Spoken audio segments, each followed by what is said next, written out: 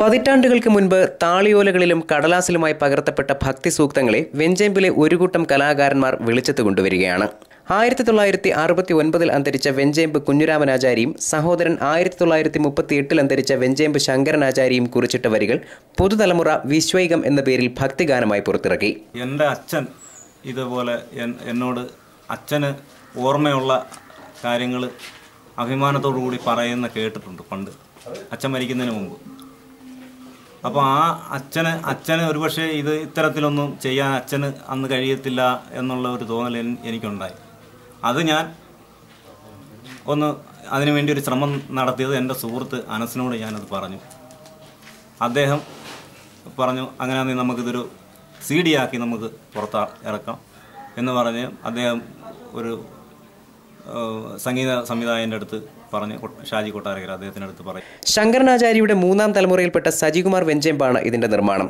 കുഞ്ഞിരാമനാചാരിയുടെ 7 പാട്ടുകളും ശങ്കരനാചാരിയുടെ 1 പാട്ടും സജികുമാറിൻ്റെ 3 പാട്ടുകളും അടക്കം 11 പാട്ടുകളാണ് CD-യിൽ. ഷാജി കൊട്ടാരക്കരയാണ് സംഗീതം ഒരുക്കിയിരിക്കുന്നത്. വെഞ്ചേമ്പ് പേനടയിൽ വെച്ചായിരുന്നു CD പ്രകാശനം.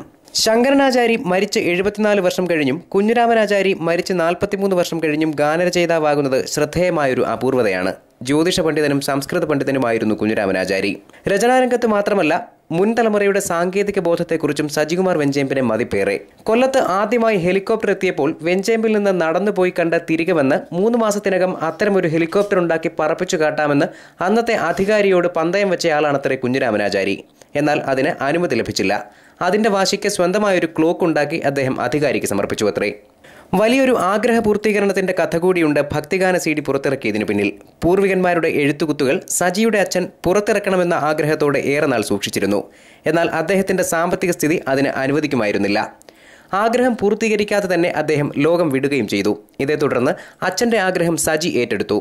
ഇത് അടുത്ത സുഹൃത്തായ വെഞ്ചേമ്പ് നിസാമുദ്ദീനോട് വെളിപ്പെടുത്തിയതോടെ ഈ വർക്ക്ഷോപ്പുമായിട്ട് ബന്ധമുണ്ടായിട്ട് ഒരുപാട് വർഷങ്ങളായിരുന്നു. ഈ വർക്ക്ഷോപ്പിൽ വരുമ്പോൾ സജിയുടെ അച്ഛനും ഒക്കെ ആയിട്ട് നല്ല ബന്ധവും. അദ്ദേഹം മരിച്ചുപോയി.